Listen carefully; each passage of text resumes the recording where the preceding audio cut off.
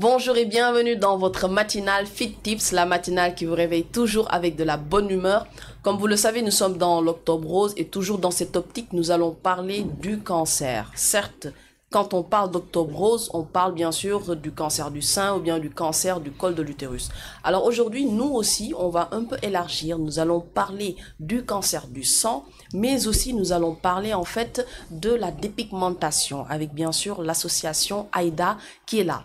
Je vais d'abord vous présenter Dr Dakono. J'ai bien prononcé Dr Dakono, qui est hématologue clinicienne à l'hôpital régional de Thiès. Bonjour docteur. Bonjour Madame, ça va? Merci, ça va bien, alhamdoulilah. Merci. Merci déjà de nous honorer de votre présence. C'est un plaisir pour moi aussi d'être là. Merci. Donc vous allez spécialement parler en fait du cancer du sang et bien sûr nous donner beaucoup plus d'informations par rapport à ce type de cancer. À côté de vous, vous avez aussi une autre Aminata. Elle s'appelle aussi Dr Aminata. Il y a aussi une autre Aminata, Dr Aminata Ndir, qui est présidente commission relations extérieures de AIDA, mais aussi qui est dermatologue et vénérologue. Bonjour docteur. Bonjour et merci de nous recevoir et de permettre à l'association AIDA de se faire connaître et de pouvoir sensibiliser la population. Merci beaucoup en tout cas à vous d'être là. Alors, elle est toujours là, elle aussi, toujours présente, Miss Réseaux Sociaux. Awa Traoré, bonjour, comment tu vas? Bonjour Téné. Bah, effectivement, toujours présente, même si on est un peu souffrante. Mais il le faut quand même. Il y a mes internautes qui attendent. C'est Fit Tips, tu vas aller beaucoup mieux. Oui, j'espère bien avant la fin de l'émission. On va bien en fait te donner une bonne dose d'énergie positive. Je l'espère bien. Et j'espère aussi que ça arrivera tout autant à nos internautes qui sont bien installés devant leur canapé avec un bon café chaud. Bonjour à tout le monde. Bonjour à nos invités, Madame Dakono et Madame Ndir.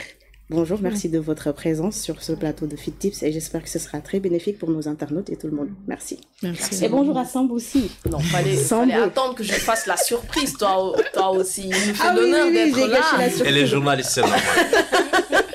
Alors, il nous fait l'honneur d'être ici. Ils sont bienvenus dans Fit Tips. Merci beaucoup. C'est un plaisir d'être entouré de belles et de bonnes dames. Oui, c'est vrai. C'est quand même bien. Attention, hein, il y a un monsieur de quelqu'un qui est là-bas. Attention. Ah oui. Mais quand même, elles sont bonnes et puis elles sont belles. Machallah. Surtout quand elles parlent de ces cancers-là, ces maudits cancers, on va dire. Oui.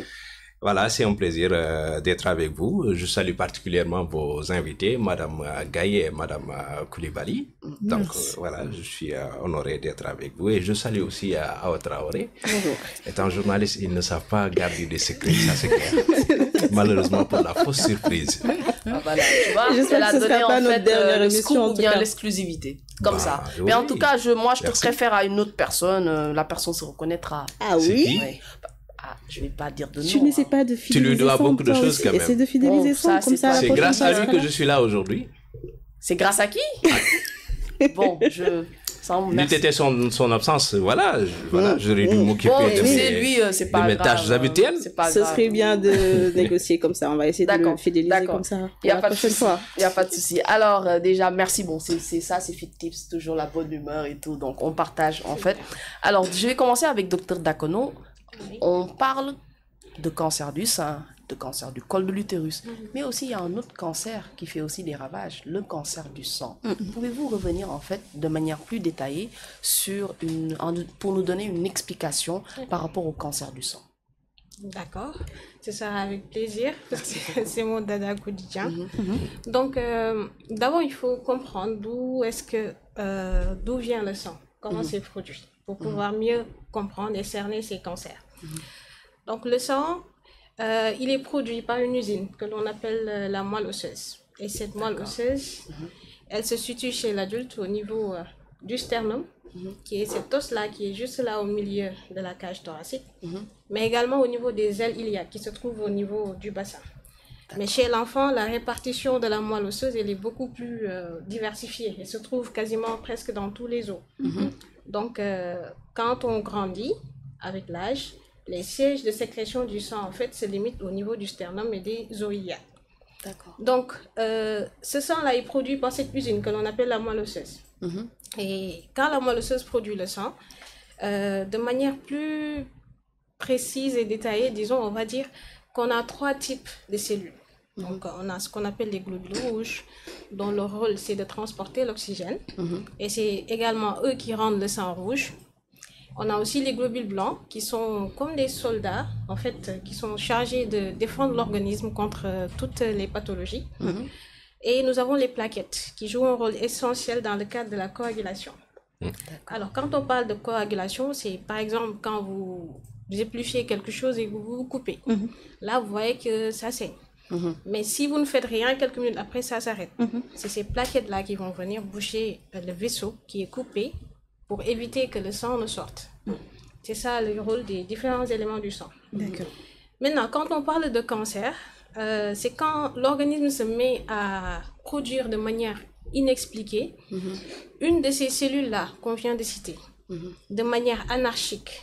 Et cette prolifération va donner non seulement des cellules qui ne seront pas normales, donc qui ne vont pas faire le rôle pour lequel elles étaient prédestinées au départ, mais également qui vont empêcher à la moelle de sécréter les autres types de cellules qu'elle était censée produire.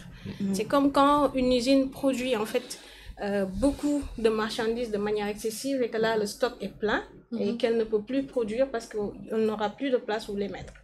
C'est exactement ça qui se passe dans le cadre des cancers du sang. D'accord. Est-ce qu'on peut parler de leucémie ou bien il y a une différence?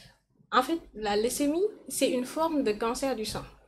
D'accord. Mais notez qu'on peut avoir des cancers du sang qui sont liés aux globules rouges, aux globules blancs et aux plaquettes. Mais quand on parle de leucémie, c'est exclusivement au niveau des globules blancs. Ok, Voilà. d'accord. Durant ce mois d'octobre, comme je viens de le dire, on parle essentiellement du cancer du sein, du col de l'utérus. Qu'en est-il du cancer du sang? On va dire que le cancer du sang n'a pas vraiment une place privilégiée au cours considérable. De ce mois d'octobre parce qu'on parle plus des cancers féminins. Et comme c'est des cancers qui atteignent aussi bien les femmes que les hommes, disons que c'est quelque chose dont on devrait parler beaucoup plus fréquemment parce que la population, de manière générale, n'est pas au courant de ces cancers. Exact. Alors qu'il y en a beaucoup, beaucoup. Effectivement. Ouais. Effectivement. Et c'est ce que je trouve dommage, le fait qu'on privilégie beaucoup trop le cancer du sein, le cancer de col de l'utérus, alors qu'il y a d'autres cancers qui existent et ça peut être néfaste pour les populations. Et ce serait très bien de parler de ces types de cancers comme le cancer du sang, puisque un pays comme le Sénégal n'a pas forcément compris ce qu'est le cancer du sang et on ne prête pas attention à ce cancer. En tout cas, j'espère qu'il y aura des bonnes personnes et des associations qui mettront en place des programmes pour sensibiliser les Sénégalais sur ce cancer. Peut-être que c'est pas aussi néfaste que le cancer du sein, mais c'est quand même bien de parler du cancer du sang. Alors j'aimerais savoir, est-ce que le cancer du sein, c'est quelque chose de très très néfaste à point de tuer les gens? Oui. C'est un cancer, une néoplasie, forcément ça évolue vers le décès si la prise en charge adéquate n'est pas faite. Et déjà, on a beaucoup de soucis par rapport à la prise en charge parce que les médicaments qu'il faut utiliser, la plupart ne sont pas disponibles ici. Donc, ça fait vraiment des ravages. Donc les médicaments ne sont pas pour le moment disponibles. Il y en a qui sont disponibles, mais disons les nouveaux médicaments, les nouveaux types de médicaments, parce qu'il y a la médecine qui évolue de jour en jour. Et les traitements aussi, il y en a qui sont vétustes, mais qu'on utilise toujours parce que ça marche, ça permet de rallonger la survie des patients. Mais il y a d'autres médicaments qui sont plus adaptés, qui permettent d'avoir des résultats beaucoup plus palpants et qui ne sont pas disponibles malheureusement. Lorsqu'ils le sont, coûtent excessivement cher. C'est par rapport à la technologie ou bien? Oui, par rapport à la médecine de manière générale. Oui, la médecine moderne. Voilà. Parce que dans le cadre du traitement des cancers, si on parle de la physiopathologie, souvent il y a la génétique qui joue un rôle qui est prépondérant. Et pour la génétique, on a ce qu'on appelle l'immunothérapie. Ce sont des nouveaux médicaments qui ciblent directement cette anomalie génétique qui est à l'origine de la pathologie. Oui. Et ce sont des médicaments qui coûtent excessivement cher et qui sont souvent pas disponibles ici au Sénégal. Et ça aussi, ça pose problème. J'imagine. Ouais. J'imagine. Je rappelle que nous sommes aussi avec Dr Dirk, elle qui représente l'association AIDA, Association internationale d'information sur la dépigmentation artificielle en tant que présidente de la commission relations extérieures et dermatologue et vénérologue. Docteur, la société sénégalaise actuellement, la dépigmentation artificielle, c'est un problème, c'est un fléau. Comment y remédier? Ouais, c'est un fléau, c'est un problème de santé publique. Ça augmente de plus en plus comme pratique chez les plus jeunes. comme chez les plus âgés. Et on se rend compte de plus en plus aussi des complications qui peuvent être simples à compliquer, allant jusqu'à un cancer de la peau, alors qu'avant, c'était des phénomènes de cancer qu'on ne voyait plus sur la peau blanche, mais avec l'avènement de la dépigmentation, malheureusement, c'est des choses que l'on retrouve sur la peau noire. Alors que la peau noire, elle est magnifique. Ah oui, la mélanine, carrément. c'est de l'or. Mais bon, je pense que quelquefois, les personnes ne seront peut-être pas au courant ou informées du rôle de la peau, parce qu'on nous néglige comme organe. Voilà, quand tout est facile, tout fonctionne, on ne fait pas attention à vraiment l'importance de ce que cet organe pourrait apporter, vu que c'est lui le gendarme, c'est lui qui est la barrière, c'est lui qui nous protège. Donc, il serait temps quand même que les gens se réveillent et prennent vraiment conscience du rôle important de la peau et ainsi de ne pas trop s'amuser avec. Malheureusement, vous l'avez dit, c'est un amusement en fait. Moi, je considère cela comme un amusement. Ça. Il amuse avec leur mort à eux. C'est bizarre qu'on se donne la mort facilement, Comme ça. qu'on dégrade la peau. Mais moi, j'ai une question particulièrement à Madame Gaye, c'est qu'aujourd'hui, c'est quoi exactement l'impact de ces publicités à outrance que l'on voit partout sur les réseaux sociaux, les médias, c'est réglementé à la limite, mais sur les réseaux sociaux, c'est quoi aujourd'hui l'impact de cette publicité-là sur le fait que maintenant ça pousse beaucoup de femmes à pratiquer la dépigmentation. Et à votre niveau, c'est quoi exactement les retours que vous en avez? Bon, au-delà de ça, peut-être venir un peu sur notre société avant de venir répondre à votre question. N'oubliez pas qu'on est au Sénégal. La société a un impact sur nous, qu'on le veuille ou non. Ça commence dans les maisons. Danga ñuul, danga ñaaw, danga gàtt. Les stéréotypes. Voilà, les stéréotypes La de ce qu'on appelle le body shaming commence chez nous, par nos parents, par la famille, à l'école, avec les enfants. Donc, je pense que si on veut vraiment un changement, il faut aller en profondeur. Il faut aller voir la cause, essayer de remettre les gens en confiance. Parce que quand quelqu'un a une confiance en elle, elle a une estime d'elle-même, il y a des choses, il y a des pratiques qu'elle ne le fera pas. Donc, il faut qu'on évite aussi, qu'on déconstruise. Parce que c'est facile ici, dès que la personne elle est un peu noire dans une famille, on va la comparer aux autres. Ou bien on va lui dire automatiquement de faire niao. Alors que si c'était le contraire, ah mais tu es belle, tu as de beaux cheveux, ton nez est magnifique, etc., etc., la personne elle se sentirait en confiance et ne grandirait pas avec des complexes.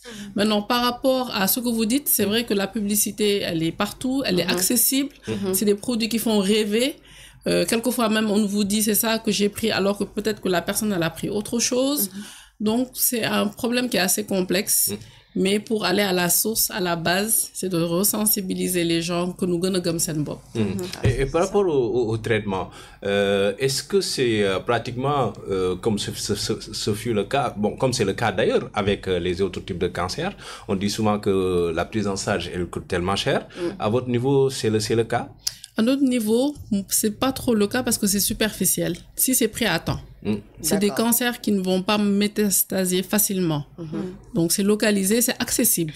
Donc, avec une bonne opération, si c'est pris à temps, on peut s'en sortir.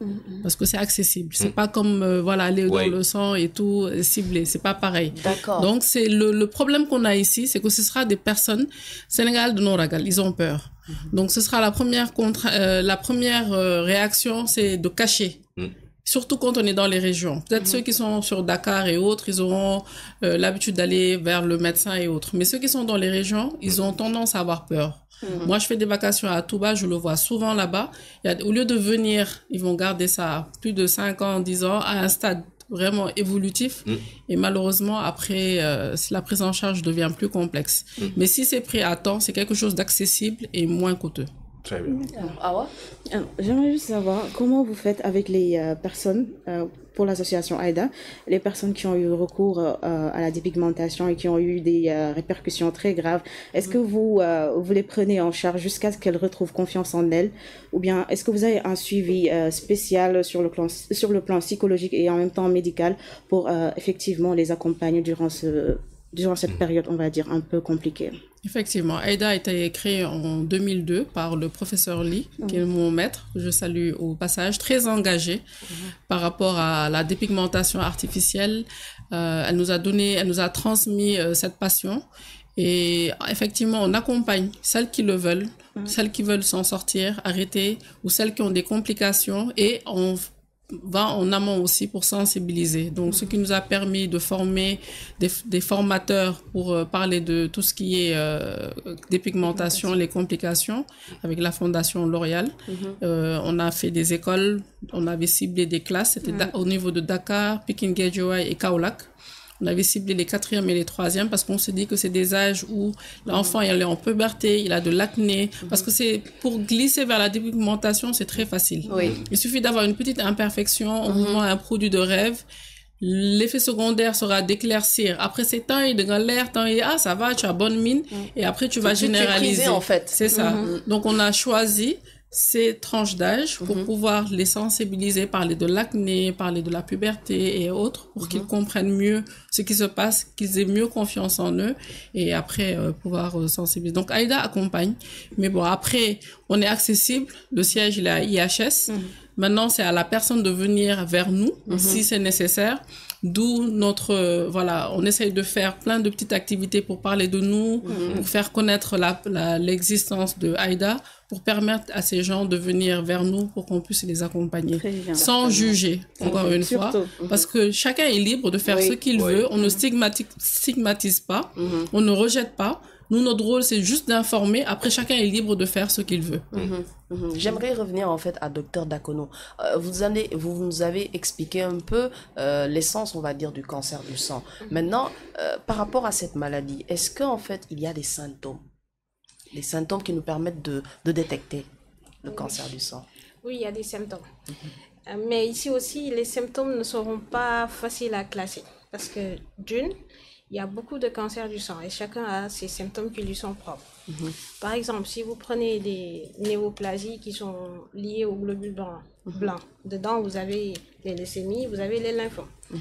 Maintenant, le point commun entre ces deux pathologies, c'est une augmentation du volume des ganglions, par exemple, ce qu'on appelle adénopathie. D'accord. Ça, c'est un signe. Mais souvent, c'est des adénopathies qui peuvent être chroniques, qui durent plus de 3 mois. Et dans ce cadre, c'est plus observé dans les lymphomes. Mais pour les leucémies, quand c'est des leucémies aiguës, les leucémies aiguës donnent des augmentations de volume des adénopathies, des ganglions plutôt, donc de moins de 3 mois. D'accord. Ensuite, selon la pathologie, quand ça se prolifère au niveau de la moelle et que ça empêche à la moelle de faire son traitement, donc les autres cellules qui sont en carence vont également donner des symptômes. Par exemple, si on n'a pas assez de production liée des globules rouges, dans ce cas, on va avoir une anémie. Et la patiente va présenter les signes qui sont liés à l'anémie, notamment un essoufflement qui va se faire au moindre effort. Donc, la personne qui pouvait marcher les escaliers, maintenant, au bout de 2 marches, elle va commencer à s'essouffler. Fatiguée, en fait. Voilà, et la fatigue aussi qui va être là. Parfois, des palpitations, des maux de tête. Aussi, dans le cadre des cancers, de manière générale, on a l'amaigrissement, qui est également un des signes. D'accord. Et parfois, quand vous avez, par exemple, un cancer qui est axé sur les globules rouges, que l'on appelle la polyglobulie de Vaquès, là, l'organisme va se mettre à sécréter de manière exagérée les globules rouges. Donc, on va avoir ce qu'on appelle un syndrome d'hyperviscosité. Donc, parce que quand il y a les globules rouges qui sont augmentés, le sang va être visqueux. D'accord. Et ça va donner aussi des signes, des maux de tête. Mais ce sont des maux de tête qui sont assez caractéristiques. Des céphalées qui vont être frontales avec irradiation au niveau des muscles cervicaux. Également, la personne va avoir les paumes des mains qui seront très rouges. C'est ça qu'on appelle l'érythrose. D'accord. Également, ça peut s'observer au niveau des plantes des pieds. Et également les muqueuses qui vont être hyperémiques. Donc, ce sera très rouge au niveau des muqueuses quand vous faites comme ça. Ça, c'est des signes qui sont spécifiques à certains cancers. Ok. Est-ce que c'est héréditaire? Non, pas vraiment. Ok. Comme par exemple, vous avez le cancer du sein qui, dans certains cas, on a un facteur génétique. Donc, des familles où il y a le cancer du sein dans toutes les générations. Par rapport à tous les autres cancers de manière générale, c'est pas héréditaire. Mais on a des facteurs qui sont favorisants, qu'on a pu incriminer. Mais il n'y a pas exactement cette relation de cause à effet. Donc, il n'est pas dit que si on s'expose à ces facteurs, forcément, on va faire le cancer du sang. Mais ce sont des facteurs qui vont favoriser, en fait, la survenue de ces cancers. D'accord. Sam? Oui, moi, je suis un peu touché par ce qu'elle a dit tout à l'heure par rapport à la prise en charge. On sait qu'aujourd'hui, c'est pas facile. Ça coûte énormément cher avec la greffe de la moelle osseuse. On a vu que on a appelé l'idée 2 mai quand il y a eu la réussite avec l'hôpital Dalal Jamm de Guédiawaye. Mais on entend que souvent c'est entre 7 à 8 millions de francs CFA. Alors qu'en Europe, on paye 200 000 euros comme ça pour avoir une prise en charge ou bien l'opération même de la greffe de la moelle osseuse. Ici, au Sénégal, par rapport maintenant aux couches vulnérables, est-ce qu'il y a vraiment une prise en charge assez bien accentuée pour leur permettre d'avoir accès à des soins de santé, si l'on sait que pratiquement la plupart de ces Sénégalais-là, ils sont dans des conditions assez difficiles? Oui, effectivement, cela pose problème. D'ailleurs, pour le cadre du centre de greffe de Dalal Jamm, avec le professeur Fatsa Mandiaye, qui est mon maître, que je salue au passage. Donc, ce qui a motivé à la création de ce centre, justement, c'est parce qu'il y avait trop d'évacuations de patients à l'extérieur, dans le cadre des leucémies, où on devait faire une greffe de moelle. On s'est rendu compte que pour évacuer un patient, que ce soit au Maghreb, donc le patient va dépenser environ entre 15 et 30 millions pour une évacuation, avec la greffe comprise. Mais si c'est à l'étranger, en France, c'était vers les coûts de 60 à 75 millions. Si c'est en Turquie, c'est un peu moins cher, vers les 30-40 millions. Un peu moins cher? Oui, on peut comparer. Oui. Si on compare à la France. Par rapport au prix et tout, effectivement, elle a raison. Tout ça, on s'est dit, si on concentrait tout ça ici au Sénégal pour permettre en fait aux patients de pouvoir être traités dans leur pays et de pouvoir être guéris aussi dans leur pays, ce serait beaucoup plus favorable et pour les patients, pour leur famille, mais également pour nous, médecins traitants. Donc c'est dans ce cadre que le centre de greffe a vu le jour. Mais ici au Sénégal, la greffe va tourner aux alentours de 8 à 10 millions. Voilà. Mais ça aussi, ce sera un peu compliqué pour les patients, mais je me dis moins compliqué quand même, beaucoup plus accessible par rapport aux autres. 15 à 25 ou 30 millions, effectivement. Oui. Ce sera moins compliqué de pouvoir réunir 8 millions que de réunir 75 millions, par exemple. Est-ce que le centre est bien équipé pour répondre aux besoins des populations? Le centre est très bien équipé. C'est un grand centre de greffe qui comporte beaucoup de lits d'hospitalisation. Une unité qui est aseptisée. Vraiment, et toutes les conditions y sont. Mais bien sûr, bien évidemment, un seul centre ne suffit pas. Ah oui, ça oui, effectivement. Pour tout le Sénégal? Non, un seul centre ne suffit pas. Mais il faut dire que aussi, actuellement, un seul centre suffira parce que la demande n'est pas aussi forte. La demande est forte, le taux de certes, prévalence. Mais les patients qui sont prêts à aller vers la greffe de moelle ne sont pas si nombreux que ça. Ça veut dire que la situation, elle est maîtrisée. Oui, la situation est maîtrisée. Très bien. J'aimerais revenir sur cet aspect même. En parlant de diagnostic précoce, est-ce que ici au Sénégal, comment faites-vous les analyses? Quelles sont les dernières avancées en matière de diagnostic précoce et comment les tests sont réalisés? Alors ici aussi, ça pose problème déjà, parce que les patients viennent souvent à un stade tardif où les signes sont patents. Donc par exemple, quand vous avez des lymphomes, les patients viennent avec de grosses adénomégalies qui sont vraiment visibles. Ça signifie quoi? L'augmentation de volume des adénopathies, les ganglions. Les ganglions, d'accord. Donc, ils viennent avec ça. Donc, quand vous les regardez, vous savez déjà qu'il s'agit d'un lymphome, par exemple, ou bien qu'il est même allé jusqu'en leucémie aiguë. Mais, chez ce genre de patients aussi, ils ont souvent fait le tour de beaucoup d'hôpitaux et de centres de santé avant de venir vous voir. Et la médecine traditionnelle? Oui, et la médecine traditionnelle aussi. Donc, ce qui fait que souvent, quand ils viennent, les poches... Malheureusement. Les poches sont déjà vides quand ils viennent. Donc, vous leur proposez des analyses pour confirmer, en fait, parce qu'avant de traiter, il faut qu'on confirme, parce qu'il s'agit quand même d'un cancer. Et il faut noter aussi que chaque type de cancer a un traitement qui est bien déterminé. Donc, on ne peut pas traiter comme ça à l'aveugle. Donc, quand ils viennent, naturellement, on fait une numération formule sanguine qui va nous montrer les différents éléments du sang. Quand la personne a des adénopathies, des augmentations de volume des ganglions qui durent depuis quelques mois, dans ce cas, on fait ce qu'on appelle une biopsie. On va prendre un ganglion qu'on va aller étudier. Ça, c'est un anatomopathologiste qui va le faire. Il va étudier et voir qu'est-ce qui a proliféré. Parce que les lymphocytes, ils sont sécrétés au niveau de la moelle, mais après, ils sont laissés au niveau du sang. Donc, ils vont aller dans les ganglions. Maintenant, quand il y a un cancer dirigé contre les lymphocytes, parfois, on peut avoir une augmentation de ces lymphocytes au niveau de la numération. Donc, dans le sang. Là, c'est plus simple parce qu'on va juste faire ce qu'on appelle un immunophénotypage qui se fait également à Dalal-Jamm. Et on a notre diagnostic. Mais par contre, quand c'est un peu plus compliqué, que la numération montre juste une anémie, par exemple, ou une baisse des plaquettes, et qu'on a les ganglions qui sont là, on va être obligé de faire une biopsie. Et cette biopsie va être lue par un anatomopathologiste. Ensuite, on va faire l'immunohistochimie pour déterminer de quel type de Terme technique. Ah oui, c'est très technique ça. Hein? Je suis en train de la regarder. Est-ce que ce n'est pas ça, excusez-moi, est-ce que ce n'est pas ça en réalité, excusez-moi, le mal pour que les Sénégalais puissent maintenant comprendre exactement la gravité, sinon le sérieux qu'il y a dans cette maladie-là. Parce que quand il y a des termes techniques comme c'est à la banque, voilà, on te donne une feuille bien remplie, il n'y a que des termes techniques. Tu ne comprends rien, tu as besoin en fait de ton gestionnaire de compte et tout. Effectivement. Mais quand même, on leur explique le pourquoi. Parce qu'on leur dit, par exemple, quand la personne vient avec on suspecte un lymphome chez ce patient, on lui dit qu'on doit prélever un ganglion.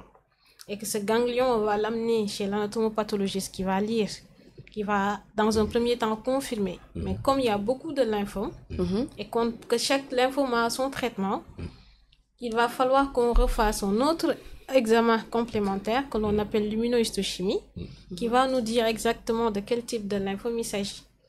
Et à ce moment, on donne le traitement approprié suivant le type de lymphome.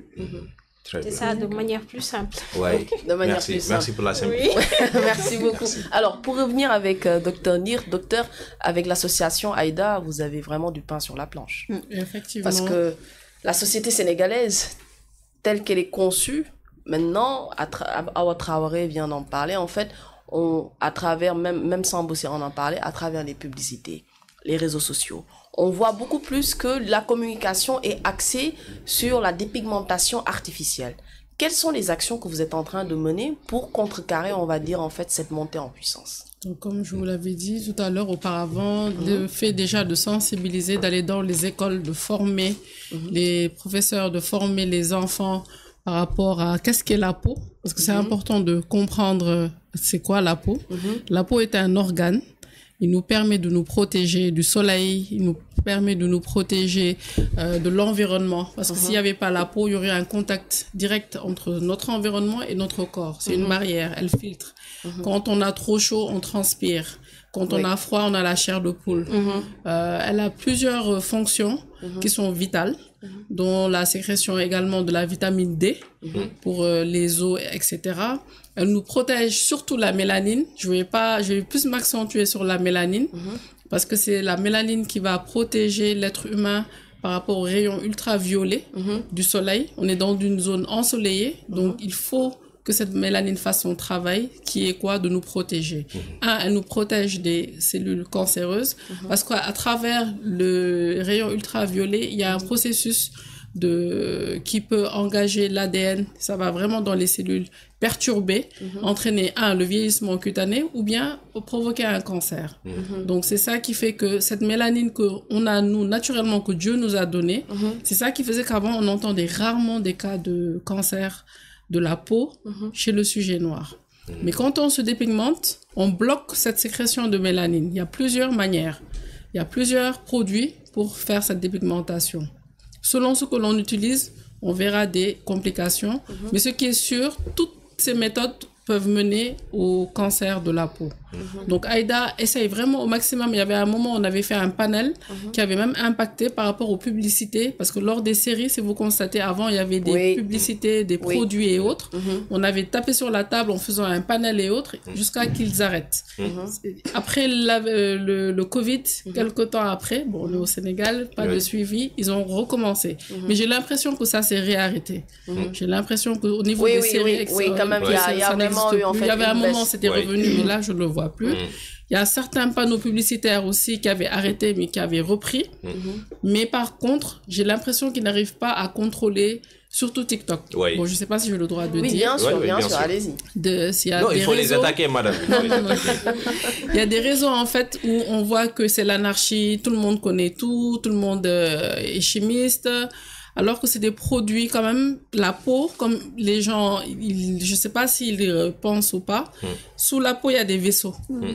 Donc on voit la peau comme ça superficiellement, mais tout ce qu'on y met va pénétrer dans le sang. C'est l'organe le plus long, c'est l'organe le plus lourd.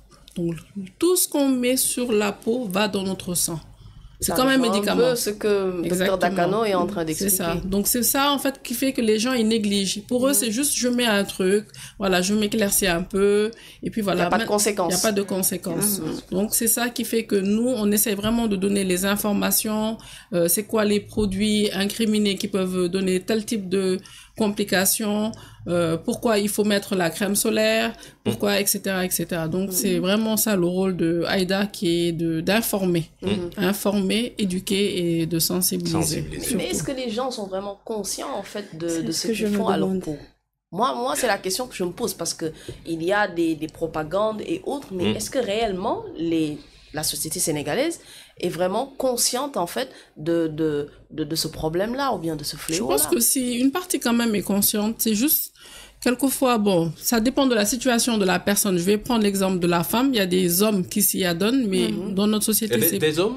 Ah oui, il y a des hommes qui le font. Attends, il y a des femmes qui le font à leurs enfants. Non, reste.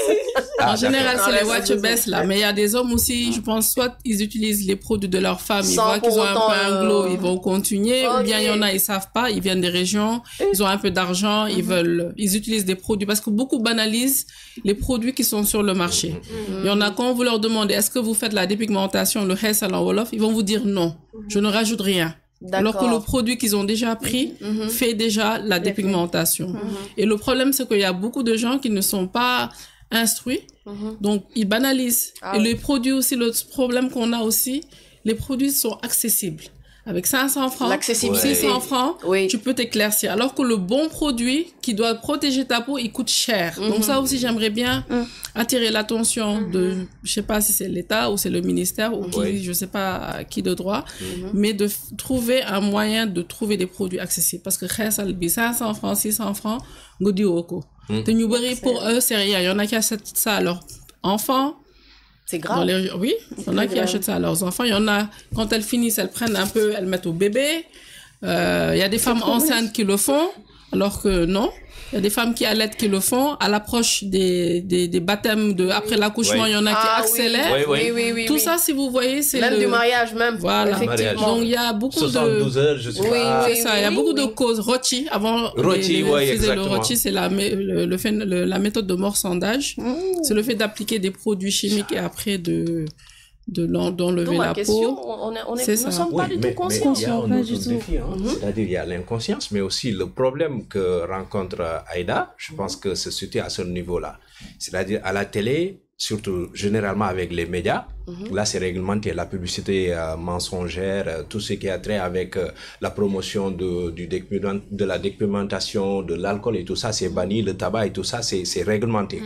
Mais le problème, c'est que pour la plupart du temps, ces gens-là, ou bien ces filles-là, malheureusement qu'il y a des hommes maintenant, je vais dire des gens, qui pratiquent la dépigmentation, ils sont tous sur les réseaux sociaux. Et là, la publicité n'est pas du tout réglementée. C'est la raison pour laquelle vous voyez effectivement qu'il y a une forte présence de publicité à outrance sur les réseaux sociaux. Mais en plus de ça aussi, c'est-à-dire ce que vous venez de dire, l'accessibilité du produit. C'est comme l'alcool, ça coûte 200 francs. 200 francs ici en bas. Voilà. Et si la personne n'est pas instruite, elle banalise, elle se dit, c'est dans le marché, c'est là. C'est-à-dire que c'est légalisé et tout. Et au début, quand tu le mets, voilà, les compliments, attends, tu es jolie, tu es belle, qu'est-ce que tu mets? Et après, la personne... Tu as un bon teint. Voilà, et après, les complications avec le temps... Et par contre, vous proposez quoi exactement? Vous êtes dans une logique de destruction, mais parallèlement, vous devez avoir des produits à proposer aux Sénégalais. Le beurre de karité, je pense que c'est pas trop prisé par certains, mais ça peut être aujourd'hui une bonne solution. Oui, de plus en plus, il y a des produits, mais comme je dis, c'est l'accessibilité. C'est toujours ça le problème. Le problème revient à l'accessibilité. Karité, tout le monde veut sentir bon maintenant. Tout le monde veut être... Maintenant, ça dépend des moyens des uns et des autres. Mais si on regarde au niveau du Sénégal, la population, voilà, ceux qui ont vraiment les moyens, on les compte, comparé à ceux qui sont derrière. Et c'est à eux, et c'est eux qui auront les complications. Parce que celle qui a les moyens, elle est sous la clim, elle n'est pas au soleil. Même si elle a les complications, ça va venir après. Ce sera pas comme celle qui est exposée, qui est au soleil, qui va les vendre. Et conséquences à haut risque. Exactement, c'est pas pareil. Donc, c'est pour ça qu'il est vraiment urgent de voir nos marchés, voir les produits. Qu'est-ce qui rentre? Qu'est-ce qui est bon pour notre population? Qu'est-ce qui n'est pas bon pour elle? Moi, je pense que ça, si on y arrive déjà, c'est déjà un grand pas. En attendant d'avoir la possibilité d'acheter un produit qui coûte 10 000 francs, 19 000, 20 000 francs, est-ce qu'il y a une alternative beaucoup plus accessible pour ma petite sœur? Non, il y a des gammes qui sont pas trop chères, mais vous connaissez le Sénégalais de Fobogo le Yom. C'est ça le problème. On aime trop la facilité. Le karité, ça ne marche pas? Si, mais on va pas réfléchir dans ce sens. La personne va se dire, le truc, il est là, mais il y en a, vous leur demandez, ils vont vous donner un nom avec white, ou bien un nom avec light, ou bien whitening comme mon nom aussi, effectivement, malheureusement, parce que ça vous montre que la personne, elle ne sait pas. Parce que qu'une mère, je me dis, achète un produit à sa fille ou à son fils comme lait de corps, et que la personne, le médecin, c'est-à-dire dès que l'enfant vient avec sa mère, traverse la porte, vous voyez du coup d'œil que la personne là, elle utilise les produits, voilà. Après, il y a des effets secondaires de certains traitements. Il y a des traitements qu'on peut prendre et comme effet secondaire, ça peut éclaircir la peau. Ça, c'est autre chose. Mais il y en a qui le font volontairement. Donc, j'aimerais juste revenir sur les conséquences.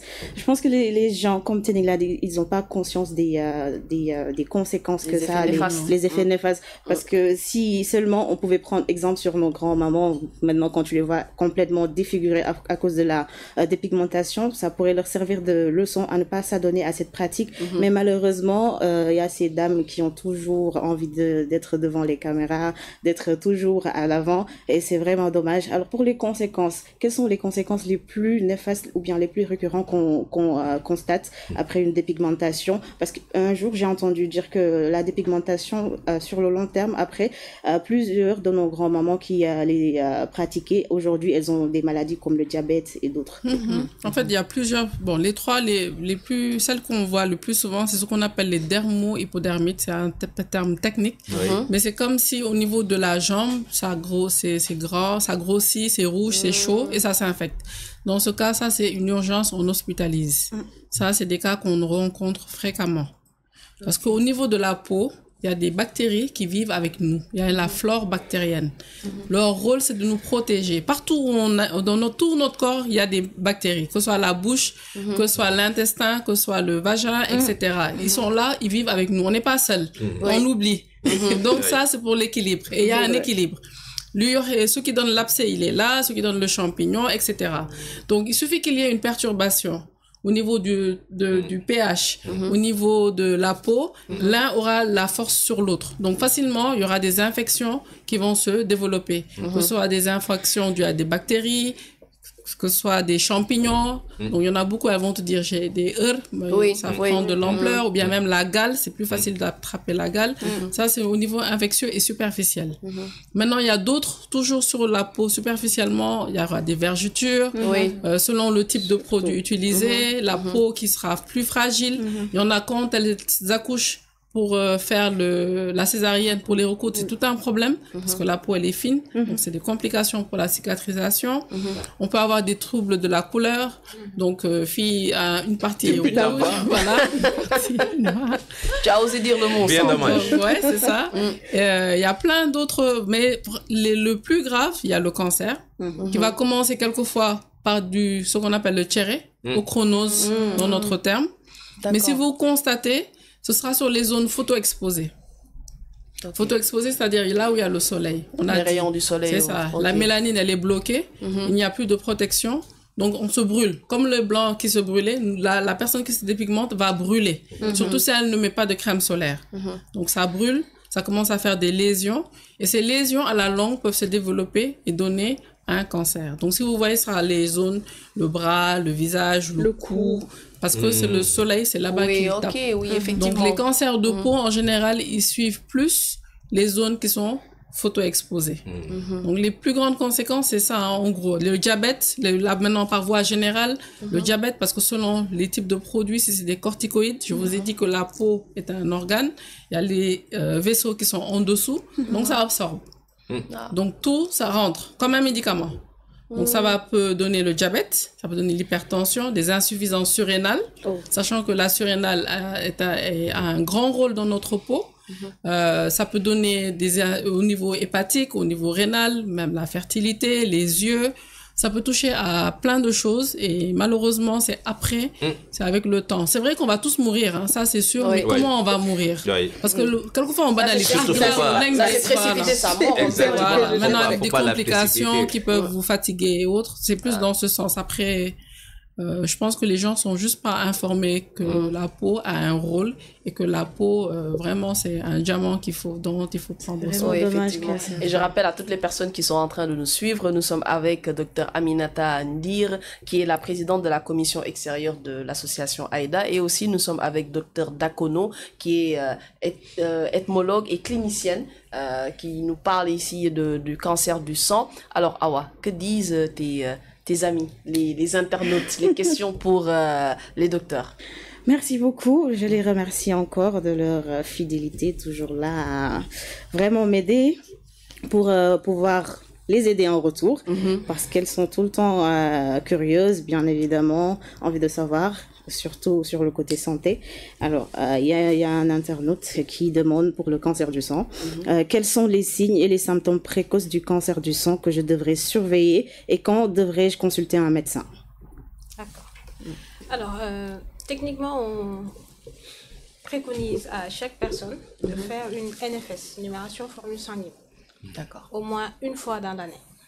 Non seulement ça va nous permettre de voir si tous les éléments au niveau sanguin sont là, au bon nombre, à la bonne quantité, et surtout qu'elles fonctionnent bien. Et autre part, allez voir un généraliste au moins une fois dans l'année également, pour que ce dernier vous examine, regarde vos ganglions. Les ganglions, ils sont dispersés un peu partout. Ils se trouvent au niveau du cou, sous le menton, sous les aisselles, au niveau du pli de laine, et il y en a une chaîne qui se trouve à l'intérieur, au niveau du thorax et du ventre. Mais ça, on ne peut pas le voir à l'œil nu. Mais au moins, le fait d'aller voir un médecin généraliste qui va vous examiner, voir si vous n'avez pas des signes précoces orientant vers une pathologie sanguine donnée, et compléter ça avec une numération formule sanguine, ça, si chacun peut le faire, c'est déjà pas mal. Maintenant, pour les signes, comme je vous ai dit tout à l'heure, il y a beaucoup de signes parce que tout dépend du type de cancer. Mais de manière ramassie comme ça, donc il faut essayer de voir les ganglions s'ils ne sont pas augmentés de volume. L'amaigrissement également qui est un signe retrouvé dans pratiquement toutes les néoplasies. Et également les signes qui sont liés à l'anémie, comme on l'a dit tout à l'heure, notamment les maux de tête, l'essoufflement, la fatigue intense qui est là. Et regardez également la paume de ses mains, si on ne fait pas de l'érythrose palmaire, qui peut entrer dans le cadre d'une polyglobulie de Vaquès. Essayez également de voir sa tension, parce que quand le sang est visqueux, parce qu'il y a une hyperproduction d'un élément du sang, ça donne un syndrome d'hyperviscosité qui peut donner également une tension artérielle. D'accord. Voilà. Il y a une autre question, celle-là c'est une amie à moi, Bijou, merci. Elle demande, sa question c'est, est-ce qu'il y a un lien entre les habitudes de vie, c'est-à-dire alimentation, environnement, etc., et le risque de leucémie, ou la maladie est purement génétique? Elle demande. Alors la maladie, elle est génétique, mais elle n'est pas héréditaire, parce qu'il s'agit en fait d'un dérèglement au niveau de la genèse des globules blancs dans le cadre de la leucémie. Maintenant, qu'est-ce qui a causé ce dérèglement de la genèse là? Ça peut être quelque chose de génétique, une cassure d'un chromosome par exemple, ou bien la personne a été confrontée à des facteurs favorisant la survenue de cette leucémie. Donc, parmi les facteurs qui favorisent les cancers sanguins de manière générale, Nous avons par exemple le benzène, qui est un produit chimique que l'on retrouve dans le tabac, que l'on retrouve dans les hydrocarbures de manière générale, notamment dans l'essence, le gasoil. Et parfois même, il y a quelques traces qu'on peut retrouver dans la peinture. Nous avons également l'amiante et nous avons certaines infections chez qui on a eu une relation assez étroite avec la survenue de ces cancers du sang. Donc pour ces infections, on peut citer notamment l'infection à Epstein-Barr virus, le human papillomavirus qui donne également le cancer du col de l'utérus, effectivement. Et vous avez aussi le VIH qui est un grand pourvoyeur de cancer du sang. D'accord. Ouais. Donc pour les personnes qui sont porteurs du VIH, ils sont aussi en fait susceptibles de transmettre le cancer du sang. Ces personnes qui sont VIH positifs sont plus accrues à faire des cancers du sang, notamment les lymphomes. Il y a même certains lymphomes qui sont vraiment retrouvés typiquement chez les personnes qui sont... Elles sont les plus vulnérables. Voilà. Okay. D'accord. Et il y a une autre question aussi. Excuse-moi, oui, juste par rapport aux éléments que vous venez de citer, ça veut dire que les gens qui sont dans les secteurs de l'hydrocarbure ou bien les fumeurs, ils doivent donc quand même faire attention, bien. Oui. En fait, le tabac, non seulement il est pourvoyeur de beaucoup de cancers de manière générale, mais même dans le cancer du sang, le tabagisme a un rôle, par exemple, dans le cadre de l'inoculation du benzène, qui entraîne des dérèglements au niveau chromosomique, ce qui va être à l'origine du cancer du sang, ou bien de tous les cancers, parce qu'il y a un dérèglement génétique qui va se faire. Autre part aussi, vous avez les pesticides qu'on utilise banalement, les pompes qu'on met dans la chambre pour disperser les moustiques. Ça aussi. Vous savez, et même les cultivateurs, parce que ce qu'on retrouve en pratique, la plupart des personnes qui font les lymphomes, par exemple, quand vous recherchez dans l'historique, ils ont été au champ, ils ont utilisé des pesticides ou bien des engrais chimiques. Et ça également, ça fait partie des facteurs favorisants. D'accord, c'est très clair. Merci beaucoup. Alors, cette question, c'est pour la dépigmentation. Certainement, celle-là, elle n'est pas prête d'arrêter. Elle demande quelles sont les mesures de protection solaire recommandées pour une personne qui fait la dépigmentation. Bon, déjà d'arrêter. Oui. Je pense que c'est la meilleure solution déjà. Le début, c'est d'arrêter. Donc, on va d'arrêter, c'est l'idéal. Et surtout d'utiliser une crème solaire, éviter de se déplacer à certaines heures où le soleil il tape le plus fort, entre 11 et 15 heures, et se protéger quoi, au maximum du soleil. C'est pour ça qu'il y en a beaucoup, elles ne sortent que la nuit. La meilleure protection déjà, c'est d'arrêter. Nice voilà, donc vous avez compris. Nice good, Ilani. Mais le problème, c'est qu'après, il y a un défaut de synthèse de la vitamine D. Et ça se répercute aussi au niveau de la santé. Ouais. Déjà, même celles qui ne se dépigmentent pas, et qui ont une peau, et qui sont dans les bureaux à certaines heures, ils ont une facilité à avoir des problèmes de vitamine D. Et la vitamine D, son rôle, c'est au niveau de fixer le calcium. Ça joue sur l'humeur. Ça joue sur l'humeur. Ça joue sur beaucoup les hormones thyroïdiennes et autres. Donc, je comprends pourquoi elles sont souvent nerveuses. Non, c'est vrai, ça joue. Nous, maintenant, systématiquement, comme je suis un peu généraliste également, je suis généraliste, pas un peu. Donc, ça nous arrive selon certains symptômes, ou même de demander directement la vitamine D, et sur 10 patientes ou patients, il y en aura 7 qui auront quand même un déficit en vitamine D. Carence de vitamine D. Donc, vous prenez du soleil, c'est un peu... C'est impératif, on va dire ça. Surtout voici pourquoi elles sont donc souvent sur les réseaux sociaux en train de se faire des amis, parce que voilà, elles ne sortent pas la journée, et la nuit, nous, on dort. On ne veut pas le soleil. De nuit, on fuit le soleil.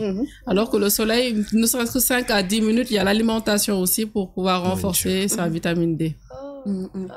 Et ceux qui utilisent le résal pour se retirer toutes les lèvres, et eux aussi, c'est les mêmes ils sont exposés, hein, parce que déjà les lèvres, selon, comme elle a dit, il y a des métiers, par exemple les pêcheurs et autres, quand ils sont, c'est pas que tous les pêcheurs vont faire un cancer au niveau des lèvres, mais ceux qui sont exposés, parce que la lèvre elle est extérieure, donc déjà il y a un risque, de faire des cancers au niveau des lèvres, mais si on utilise certains produits qui vont bloquer encore la production de mélanine, etc. Donc, on peut être sujet également à faire un cancer.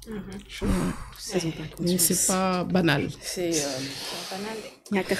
Et comme elle a dit, déjà, on est bombardé. Il y a des gens aussi qui ne vont pas fumer, qui vont rien faire, qui auront des cancers, hein, parce qu'on est tous exposés. La pollution, elle est là. Ce qu'on mange, on ne contrôle pas. Ce qu'on porte, on ne contrôle pas. Ce qu'on respire.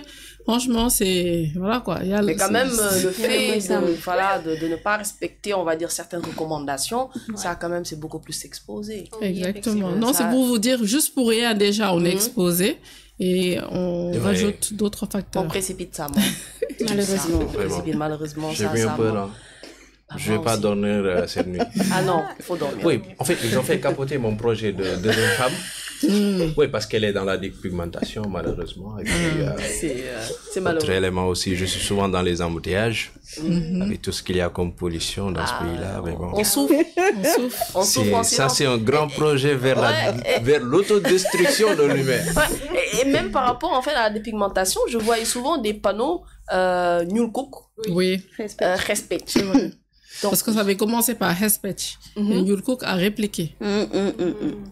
C'est exact. C'est ça, en fait. C'est dommage, en tout cas, parce que franchement... Mais Nul Cook, c'est bien. C'est plus que... Moi, je me dis naturel. Il faut les encourager. Moi, je me dis, il faut juste prôner le naturel. Mais ça, encore une fois, il faut aller à la source, c'est dans les maisons. Donc, vous aussi, chacun a son rôle. Le parent, quand il voit que son enfant est particulier par rapport aux autres, de renforcer son estime de soi, et c'est à la maison.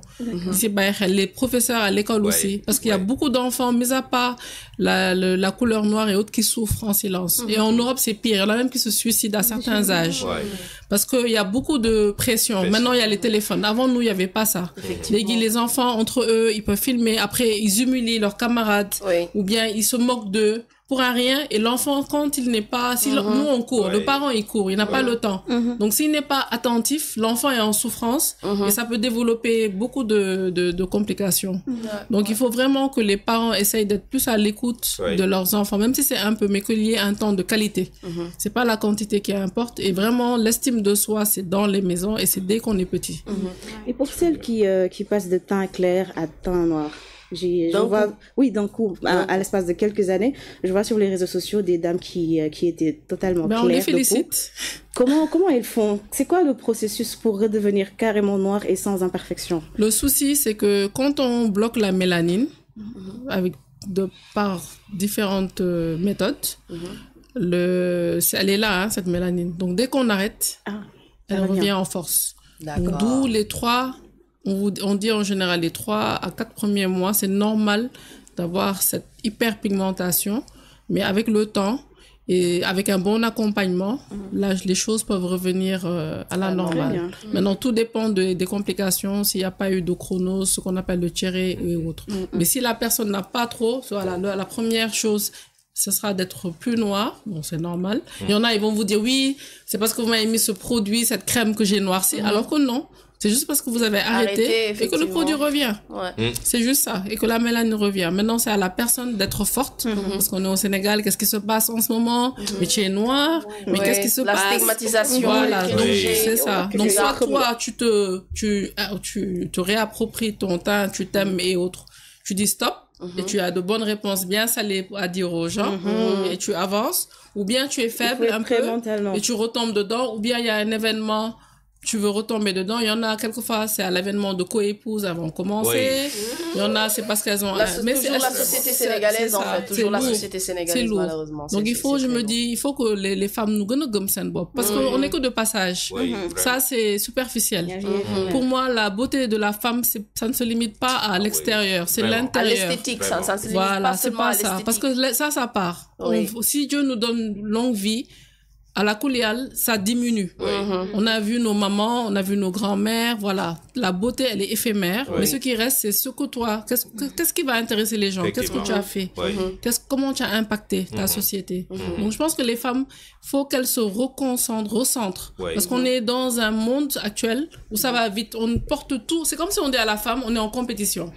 On essaie juste d'être, que ce soit moi ou vous, vous-même, vous voyez quelque chose, vous voulez l'acheter. On veut consommer, on veut être toujours à notre top.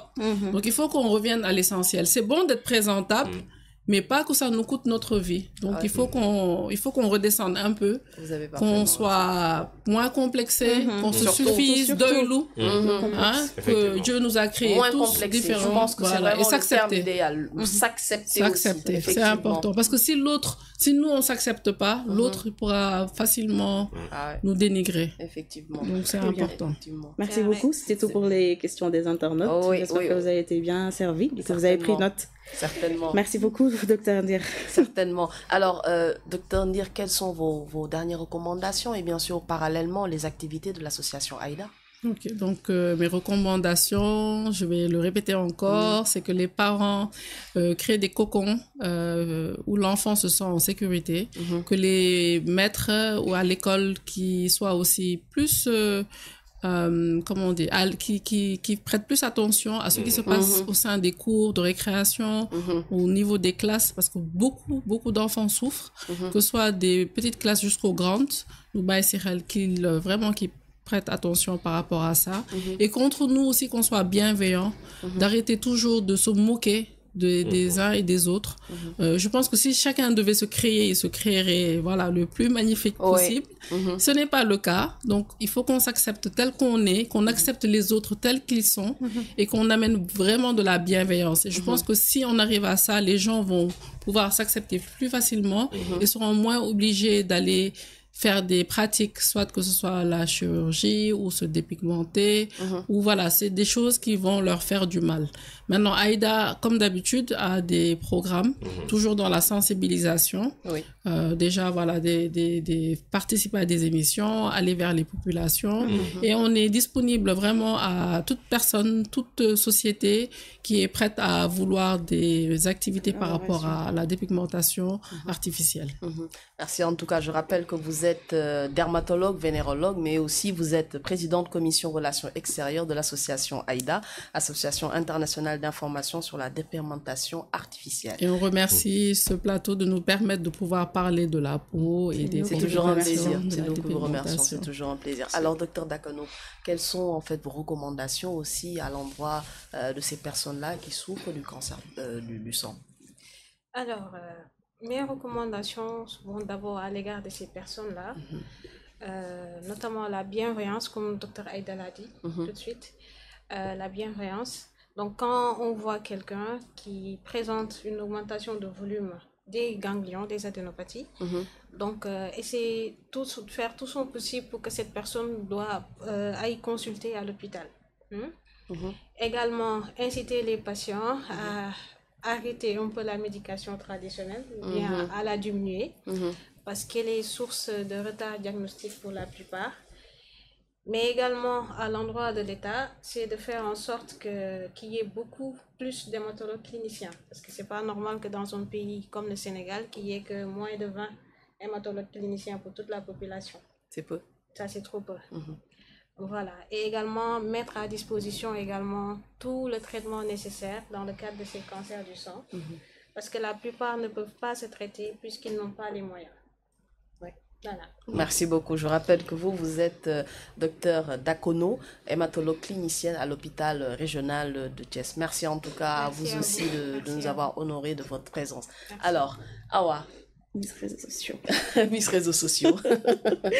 Là, je suis un peu en forme là actuellement. Je te l'avais dit. Je l'avais dit. Très bien. En tout cas, je remercie nos deux chers invités qui sont très bonne et très belle, d'après je reprends les dires de Samb. Merci, vous êtes magnifiques, toutes les deux.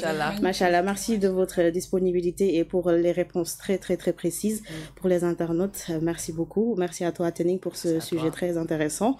Merci à Samb aussi et j'espère que ce ne sera pas notre dernier plateau. Samb, tu vois, Awa, elle a ouvert une brèche. Je vais m'engouffrer et je vais, tu vois. Mais elle est déjà là, elle est la patronne. Elle est la patronne. Dès qu'elle est là, c'est OK. C'est bon? Oui, mais qu'elle est là, c'est bon. Sur ce plateau, c'est elle ma patronne. C'est clair. Vous entendez ça. Merci Alors, beaucoup, Sam. merci, je remercie aussi Oui. nos internautes et j'en profite pour dire à celles qui sont déjà instruites, vous avez la possibilité de faire des recherches. Vous pouvez aider celles qui ne sont pas instruites en les sensibilisant sur les causes comme la dépigmentation, à se faire dépister, c'est Octobre Rose.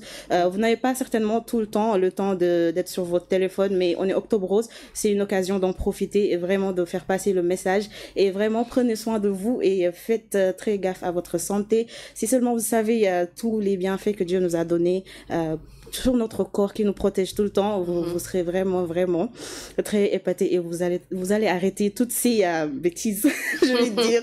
Alors merci beaucoup les internautes toujours là, toujours présentes et n'oubliez pas c'est sur Eric Faf TV #FitTips, écrivez-nous tout le temps, on est disponible. Merci beaucoup. Merci beaucoup, Awa. Merci beaucoup, Monsieur Samb, de nous avoir aussi honoré de votre présence. Oui, merci. C'est moi qui suis honoré parce que vraiment j'ai beaucoup appris des belles interventions de ces braves dames. Et le problème qui se pose aujourd'hui, en tout cas le problème est le mal est assez profond. Oui. Et j'encourage vraiment FitTips et Rifab TV à faire des émissions pareilles. Merci. Là où, voilà, on voit que d'autres ont choisi de mettre en avant des femmes comme Mamia Savon et autres. Je ne la connais pas, je n'ai rien contre elle. Il fallait juste que tu le dises. Oui, mais... Fallait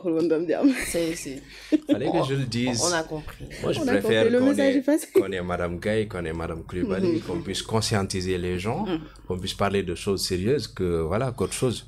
Et puis, je pense qu'il faut continuer comme ça. Et surtout, mon message aux Sénégalais, c'est qu'on dit que nous sommes dans un pays où il y a 95% de musulmans. En tout cas, nous sommes dans un pays majoritairement croyant. Il faut se rendre à l'évidence que quand la religion nous interdit certaines pratiques, c'est pour des raisons comme ça. Je pense qu'elles ont largement expliqué tout sur le cancer du sang, le cancer de la peau et tout ça. Donc il faut maintenant retourner à la source et surtout éviter aussi ce complexe-là d'infériorité que nous avons entre nous. Il faut vraiment aussi briser ce carcan-là de vouloir mettre les gens, de les catégoriser par rapport à leur physique, à leur façon d'être. Je pense que ça aussi c'est un travail qu'il faut continuer et puis mener beaucoup de sensibilisation par rapport à ça. En tout cas, je vous remercie de m'avoir associé à cette belle émission et je vous encourage à continuer comme ça. Merci beaucoup. C'est FitTips. Nous voulons en fait améliorer le bien-être de tout un chacun à travers cette émission-là pour sensibiliser, pour donner des conseils, des astuces et bien sûr recevoir des experts qui vont pouvoir aider nos internautes qui sont en train de nous regarder à travers Eric Faf TV et aussi à travers nos différentes plateformes. Donc c'est une émission en fait qui vous est dédiée, c'est une émission pour vous. N'hésitez pas bien sûr à nous suivre et bien sûr à nous poser en fait vos questions selon bien sûr le thème que nous développons. Restez avec nous, il y a aussi Coach Tasha qui va elle aussi en fait y apporter sa propre touche pour venir bien sûr non pas sensibiliser mais vraiment vous aider à faire des exercices matinaux faciles toujours à faire. Merci à la réalisation, c'était Mara et merci à vous de nous avoir regardés, c'était FitTips. Bonjour à tous et bienvenue dans votre émission FitTips et comme d'habitude votre coach Tasha. Et pour aujourd'hui, je vous ai préparé des exercices qui vont vous permettre de renforcer les épaules, les tonifier en même temps et améliorer la posture. Ça sera des exercices simples, adaptés à tout le monde.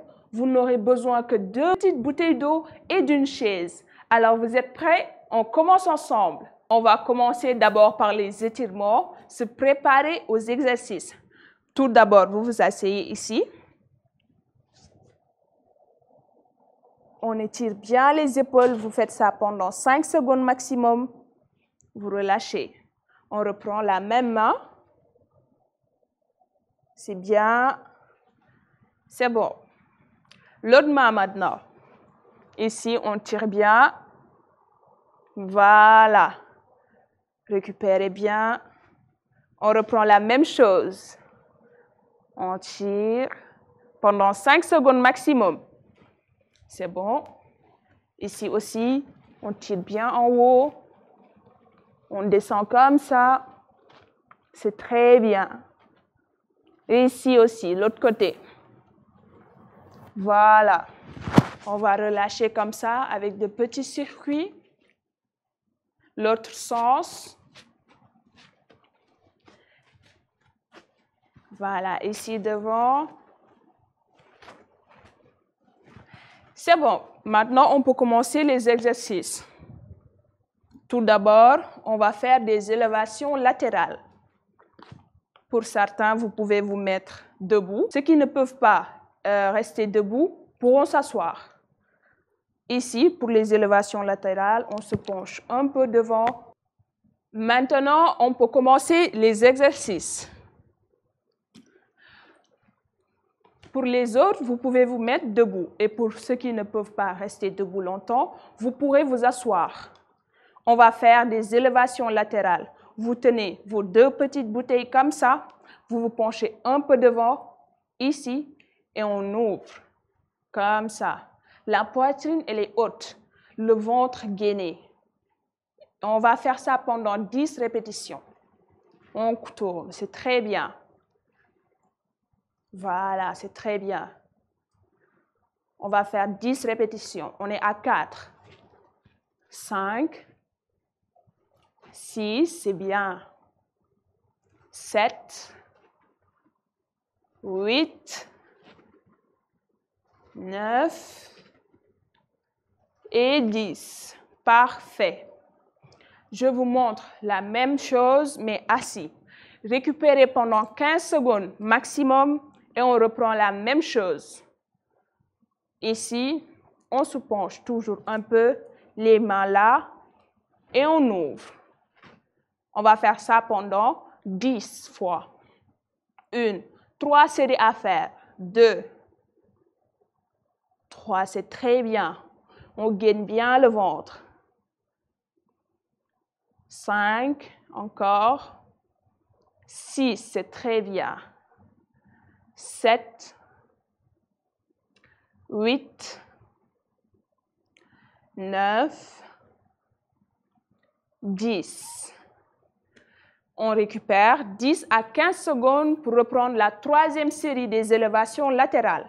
Je vous montre le mouvement debout. Ici, on se penche comme ça. Top. Voilà, c'est bien. 1, 2, encore, c'est très bien. 3, 4, encore. 5, 6, 7, 8, 9 et 10. Nice. Prochain mouvement, des élévations frontales. On reste debout comme ça. Je vous montre de profil, ici, et vous tendez les mains ici devant. On revient doucement. Vous contrôlez la descente. On va faire 10 répétitions, 3 séries. Entre chaque série, vous prenez 10 à 15 secondes pour récupérer bien. On souffle, on y va. Les mains sont bien tendues. Elles ne sont pas pliées comme ça, elles sont tendues. 6, encore. 7, c'est bien. 8, 9 et 10. Parfait. Je vous montre le même mouvement assis. Ici, les mains sont là. Top, on reprend. 1, 10 répétitions. 2, quand on descend doucement, on ne descend pas vite. C'est très bien, on continue. Voilà, on est à la 6e. Nice. C'est très bien. 8, 9 et 10. Parfait. Récupérez bien. Et on va faire la troisième et dernière série des élévations frontales. Comme ça, poitrine haute, on gaine le ventre. 1. Voilà. 2. On continue. 3. Encore. 4. C'est bien. 5. 6, 7, 8, 9 et 10. Nice, c'est très bien. Prochain mouvement, on va faire des développés assis. Pour cet exercice, vous devez tous vous asseoir. Ici, on sort un peu, on se penche un peu même, les épaules comme ça, et on pousse en haut. 1, 2. Cet exercice, non seulement il travaille vos épaules, mais aussi votre dos. Ça vous permet de bien travailler le dos et les épaules pour améliorer la posture du dos et renforcer les épaules. C'est très bien. On continue. 10 répétitions aussi. Encore. Nice. Voilà, on continue. Dans 3, on récupère 10 secondes. La dernière. Nice. On prend la pause. On récupère 10 à 15 secondes. Attention. C'est bon? Je reprends.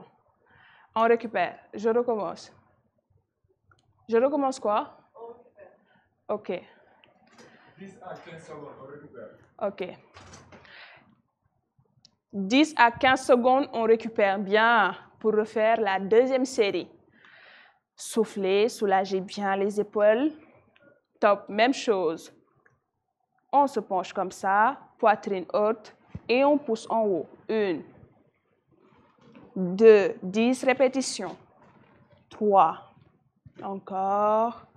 4, nice. 5, 6, 7, 8, 9 et 10. Pause. Récupérez bien et on va faire la troisième série. C'est bon, récupérez. Top, on reprend la même chose. Ici. Gardez bien la poitrine haute. Penchez-vous un peu derrière. C'est très bien, on continue. Nice. 4, 5, 6, 7, 8, 9 et 10. Superbe. Maintenant, on passe à l'exercice suivant. On va faire des rowing assis. Et pour cet exercice aussi, on reste assis pour tout le monde. On se penche un peu comme ça et on tire. Poitrine haute, je vous montre de profil. Quand vous tirez, ne tirez pas juste comme ça. C'est les coudes qui sortent bien derrière. La poitrine reste haute. On reste assis comme ça. Voilà. 5, 6, 7. Prenez votre temps. 8, 9 et 10. C'est très bien. Récupérez bien et on va reprendre la même chose. C'est bon? On récupère 10 à 15 secondes. Même chose. Ici, les mains là et les coudes sortent derrière. 1. Sortez très bien les coudes. 2, 3. Et gardez tout le temps votre poitrine haute. 4, 5. Nice. 6. On continue. 7, 8, 9, 10. Et c'est bon. On récupère. Après, on va faire la troisième série. Soufflez. Top. On y va. 1, 2, 3. Très bien. 4. Encore. 5. 6. Sortez bien les coudes derrière. 7. 8. 9 et 10. Nice. Exercice suivant, on va faire des petits cercles avec les mains. Comme ça, vous tendez bien les mains et on tourne bien. 1, 2, 10 répétitions. 3, on tend bien les mains.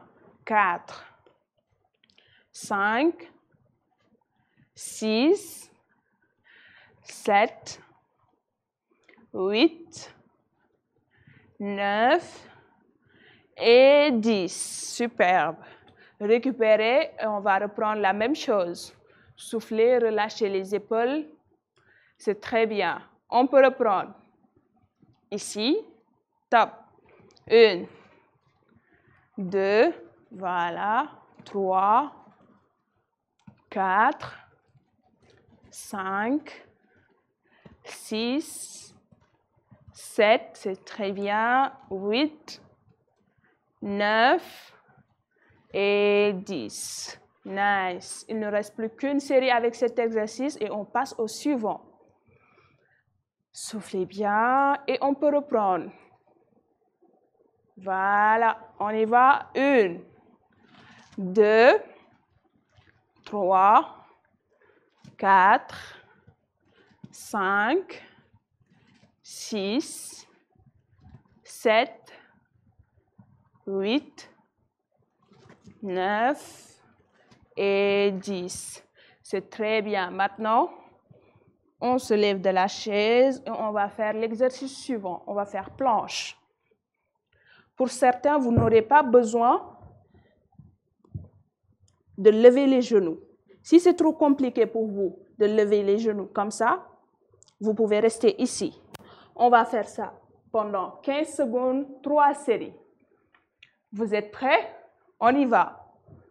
15 secondes. On lève les genoux. Ça, c'est l'option normale. L'option facile, on reste là. On continue comme ça pendant 15 secondes. C'est très bien. Là, on commence bien à sentir les épaules. On continue. C'est très bien, ne lâchez pas. Gainez le ventre et les fessiers. On continue. 3, 2, top. On prend la pause. Soufflez, relâchez les mains. C'est très bien. On peut reprendre. Même chose. Voilà. Ici, on continue. Encore. C'est très bien. 15 secondes. L'option facile, n'oubliez pas. Ici, on garde les genoux là et on tend bien les mains. On y va.